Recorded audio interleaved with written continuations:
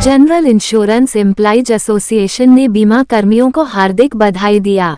Delhi GIC री में check of में जीत प्रदान करने पर जनरल इंश्योरेंस एम्प्लॉइज एसोसिएशन की तरफ से समस्त बीमा कर्मियों को हार्दिक बधाई देते हुए कहा कि हम सभी जीआईएआईए सदस्यों को क्लास 3 और 4 के लिए चेक ऑफ एक्सरसाइज में शानदार जीत हासिल करने के लिए बधाई देते हैं, जहां 50% वोटों के अंतर से जीत मिली है।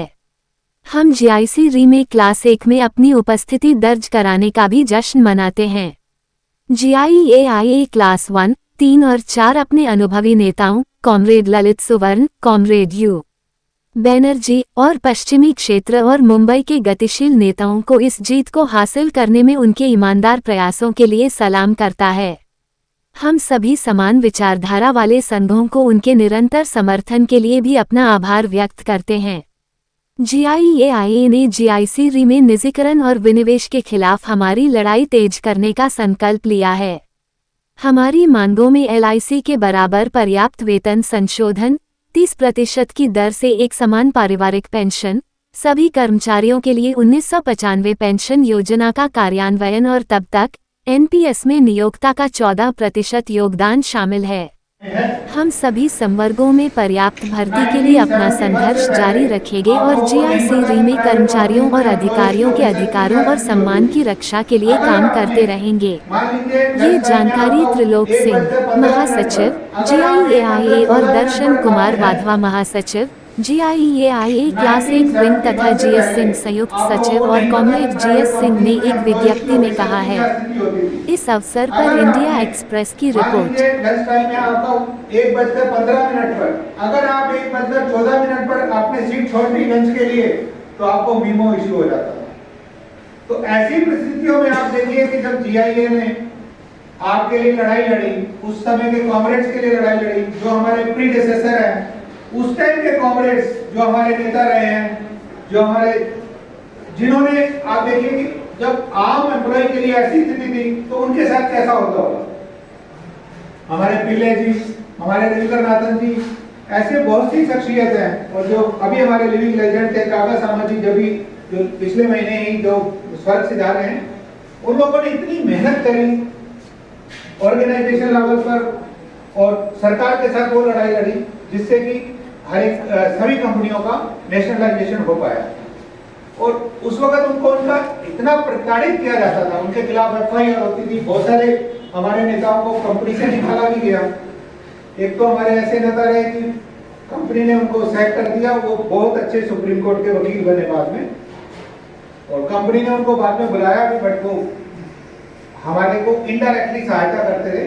जीआईए के वो एज एडवोकेट उन्होंने बहुत अच्छी सहायता करी उनके केसेस को लेकर। कॉमरेड मदन मोहन जी, वो कंपनी में असिस्टेंट थे। और आप ये देखिए, जो एक सुप्रीम कोर्ट का लॉयर बना, उसका आईक्यू लेवल क्या होगा। उन्होंने प्रमोशन नहीं ली, इसलिए नहीं ली क्योंकि वो अपने कॉमरेड्स की सेवा करना चाहते थे, लेकिन क्योंकि जो हमारी मैनेजमेंट थी उनको उससे दिक्कत आ रही थी। जब किसी का आईक्यू लेवल मैनेजमेंट में बैठे हुए लोगों से अच्छा हो, तो उसके साथ लड़ने में उनको बहुत दिक्कत आती है। तो वो फिर बहाना ढूंढते हैं कि किस तरह से इनको या तो लोगों की नजरों में गिराया जाए या कंपनी से निकाला जाए, ताकि उनकी जो परेशानी हो रही है उस परेशानी को कम किया जा सके। लेकिन वो काफी अच्छे आईक्यू लेवल के थे, तो उन्होंने अपना कंपनी से अलग होने के बाद वकालत स्टार्ट करी, और फिर भी वो जीआईए का आखिरी दम तक साथ देते रहे। और हमारे बहुत सारे केसेस में उन्होंने लड़ाई लड़ी और जीआईए को जिसमें जीत भी मिली।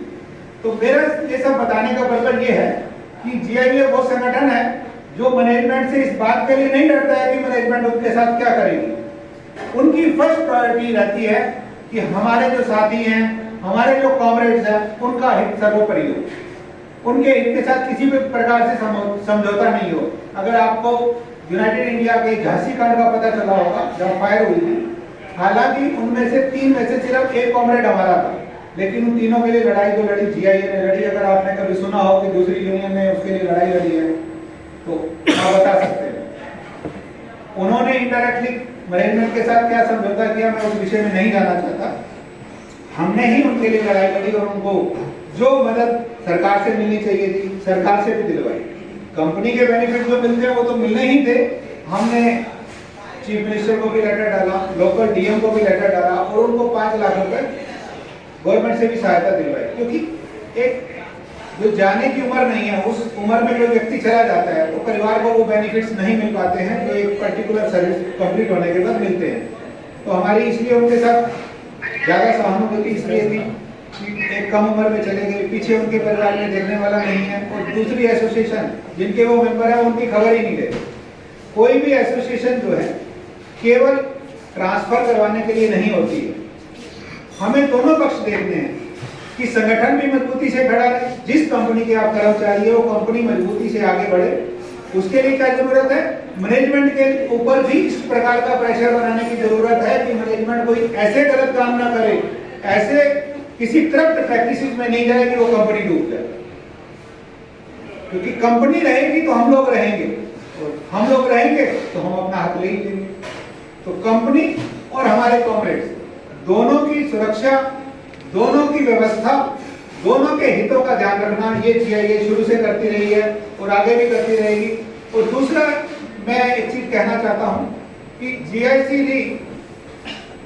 नंबर ऑफ एम्प्लॉइज के हिसाब से हो सकता है छोटा संगठन हो, पर अपनी प्रोडक्टिविटी के हिसाब से, इंश्योरेंस की जो सर्विसेज है उसके हिसाब से एक छोटा संगठन नहीं है।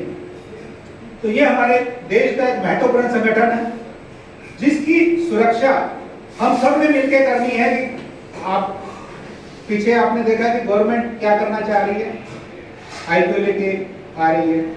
आईपीओ का लास्ट में क्या नतीजा निकलता है, स्टार्ट होती है 10% से, पता चलेगी अगले 10 साल में 10-5% करते करते इसको प्राइवेट हाथों में देती है। तो उसकी एक लंबी लड़ाई हमें लड़नी है सरकार के साथ। वो लड़ाई तभी हो सकती है जब आप सब लोग मजबूती के साथ उस संगठन के साथ खड़े हों जो संगठन आपके हित को सर्वोपरि रखता है। ट्रांसफर और मोबिलिटी पॉलिसी एक लंबी बात नहीं है, लंबी चौड़ी बात नहीं है। हालांकि हम टीएमपी के ऊपर लड़ रहे हैं कि टीएमपी नीड बेस्ड होनी चाहिए, ये नहीं कि टीएमपी पॉलिसी सरकार ने एक स्टीरियोटाइप बना दी जो सबके ऊपर एप्लीकेबल है और सबको उठा के घर से बेघर करना ही है। जब नीड है, ठीक है, हम संगठन के साथ हैं, हम ऑर्गेनाइजेशन के साथ हैं, बट जहाँ नीड नहीं है और जबरदस्ती उसको घर से बेघर करना वो अच्छी बात नहीं है। और इसके अलावा संगठन की मजबूती, आपके हितों का ध्यान, ये सबसे ज्यादा जरूरी है। और जीआईए वो संगठन है जिसकी पैठ हर एक कंपनी के अंदर है और पॉलिटिकल पैठ भी है हमारी, क्योंकि जहां हमें जरूरत पड़ती है सरकार के साथ मीटिंग्स करने की, हमारे जो एमपीज हैं जो हमें सपोर्ट करते हैं वो हमारी मीटिंग्स फिक्स करवाते हैं। पार्लियामेंट के अंदर इंश्योरेंस से रिलेटेड जो हमारे बिल आ रहे हैं उसके लिए क्वेश्चनिंग करते हैं। हमारे एमपीज फाइनेंस कमेटी के अंदर भी हैं। जो भी जीआईसी की जितनी भी कंपनीज हैं जनरल इंश्योरेंस की, उनके जो सीएमडीज की क्या बोलते हैं उसको, रिव्यू होता है पीएसी के अंदर, उसमें भी वो एमपीज रहते हैं। तो उन सबसे भी हमारा संवाद रहता है, उनको हम लोग बताते रहते हैं कि हमारी क्या नीड। मैं तुझे विषय करता हूँ कि चार्टर का जो एग्जैक्ट पोजीशन, इंडस्ट्री की हेल्थ, जो फाइनेंशियल हेल्थ है, जिप्सा व्यवस्थापन क्या कहता है, फाइनेंस मिनिस्टर क्या कहता है, और चेकऑफ जीआईसी में जो आया है पहली बार, उस चेकऑफ के जो आने के बाद उसके अंजाम और जनरल इंश्योरेंस यानी कि जीआईसीडी इस स्थापन का भवितव्य, इसके बारे में थोड़ा सा प्रकाश डालें। Thank you very much. धन्यवाद साथी जीतू इंगले जी। यहाँ उपस्थित हमारे वरिष्ठ साथी क्लास 1 के सेक्रेटरी जनरल साथी दर्शन वाधवा जी, साथी हेमंत जी, राजीव पाटिल जी, साथी मिस्त्री जी और यहाँ उपस्थित सभी सम्मानित और प्यारे साथियों, कल शाम को साथी ब्रेज जी और साथी जीतू जी का मैसेज मिला और आप जानते हैं कि कल पूरे देश भर में जो हमारी जायज मांगे हैं उसको लेके joint forum of trade unions and associations की तरफ से तो देश भर में संघर्ष चल रहा है। उसके तहत कल सभी केंद्रों में, सभी रीजनल सेंटर्स में, हेड ऑफिसेस में ज्वाइंट फोरम का धरना था। और ये धरना बहुत ही सफल धरना कर पूरे देश में हमने देखा कि public sector general insurance industry में 6 नवंबर को बहुत ही शानदार धरना जो है आयोजित हुआ पूरे देश भर में। धरने के बाद साथी का मैसेज था कि यहाँ मुंबई में चेकअप को लेके हम सभी को यहाँ एकत्रित होना है। तो जैसे आदेश हुआ, मैं और साथी वाधवा जी सुबह ही यहाँ के लिए निकले और अभी यहाँ आपके बीच में हैं। तो सबसे पहले मैं साथी ने कहा कि तोप की उन्होंने बात की। तो साथियों, तोप तो हमारा विचार और हमारा संगठन है। मैं जिस जगह पे आज खड़ा हूं साथियों, ये GIIA की कर्म भूमि रही है। यहाँ से GIIA का उद्गम हुआ है और GIIA यहीं से जो है निकली है। ये साथी पिल्ले जी की, साथी MS उपाध्याय जी की, साथी काका सामंत जी की कर्म भूमि। और साथियों, संघर्ष जो है, संघर्ष और आंदोलन करने की जो प्रेरणा है वो हमारे मुंबई ऑल इंडिया हेडक्वार्टर से ही हम सबको मिलती है। तो इसलिए साथियों, मुंबई का संघर्ष हमारी तोप है। हमारी तोप कोई व्यक्ति नहीं हो सकता है। हमारी तोप हमारा विचार है और हमारा संगठन है। इसलिए साथियों, सबसे पहले जैसे साथी ने कहा कि मैं चेकअप पे आने से पहले जो वेज रिवीजन को लेके, चार्टर को लेके जो संघर्ष चल रहा है उसके बारे में यहाँ साथियों को अवगत कराना चाहूंगा। कल धरने के बाद जब हमारे साथी जिप्सा चेयरमैन से मिले, RR सिंह जी से मिले, तो जिप्सा चेयरमैन ने स्पष्ट तौर पे कहा कि हम उम्मीद कर रहे थे कि आप लोगों को नवंबर महीने में बातचीत के लिए बुलाते।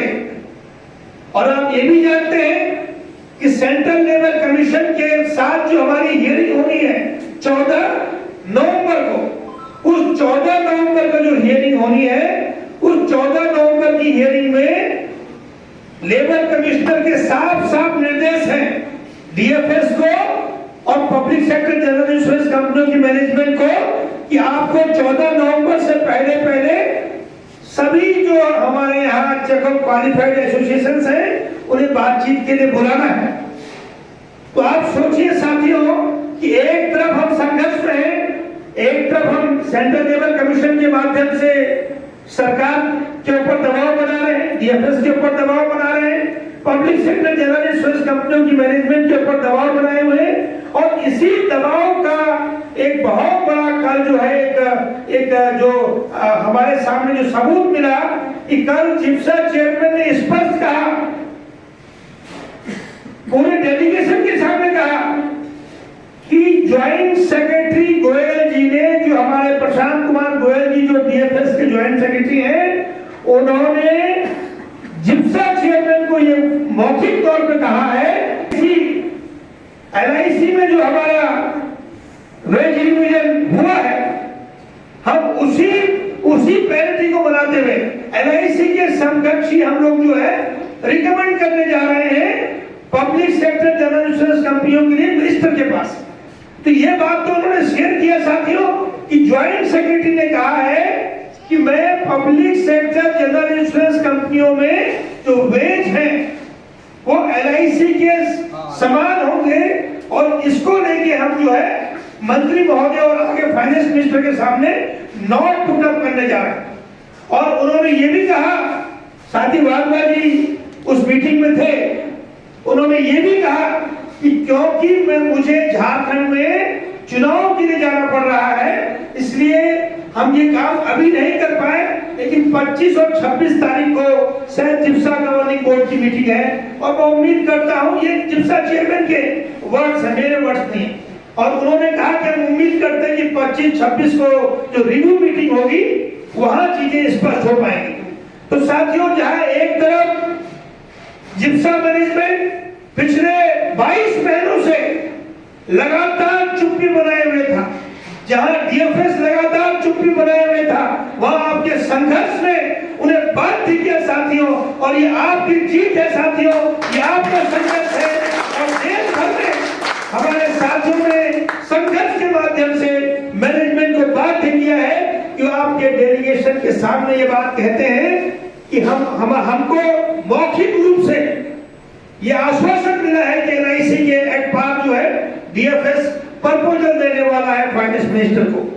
लेकिन साथियों, इसी मूव नमस्कार, जीआईसीडी के मेरे सभी प्यारे कर्मचारी बंधु और भगिनी, मैं आप सबको नम्र निवेदन करता हूं। मैं जीतू इंग्लिश जीआईआई सेक्रेटरी, दिनांक 11 नवंबर को जो चेक ऑफ सिस्टम का चयन होने जा रहा है, इस चयन में आप जीआईआई के समर्थन में मतदान कीजिए। क्लास 1 का कोड नंबर है 102 और क्लास 3 का कोड नंबर है 302। साथ ही आप सभी को पता है कि 1974 में जो सबसे पहला वेतन करार हुआ वो जीआईआई ने हस्ताक्षरित किया है। डीए की सुविधा हो, साथ ही साथ पेंशन की सुविधा हो। एनपीएस में भी हमारी मांग है कि 14% का जो हिस्सा है वो जो उसका योगदान बढ़ना चाहिए, जब तक 1995 पेंशन लागू होती नहीं है। और भी हमारी कई सारी मांगे हैं और सबसे हमारी लक्ष्य विधि मांग यह है कि हमारा जो वेतन करार है वो एलआईसी के एक्ट पार होना चाहिए। ये हमारी प्रमुख मांग है, क्योंकि हम सभी समाज कल्याणकारी योजनाएं हमारी इंडस्ट्री जो है पूरी जिम्मेदारी के साथ में सरकार के आदेश पर निभाती है। मैं आप सभी को नम्र निवेदन करता हूं कि जीआईआई के हाथ मजबूत कीजिए। सुरक्षित भविष्य के लिए अपने अधिकारों को, अपने हकों को पाने के लिए एकमेव पर्याय है, वो है केवल जीआईआई और केवल जीआईआई। साथियों, धन्यवाद। अगर आपको हमारी वीडियो पसंद आई तो हमारे चैनल को लाइक, कमेंट और सब्सक्राइब करना ना भूलें। Thank you.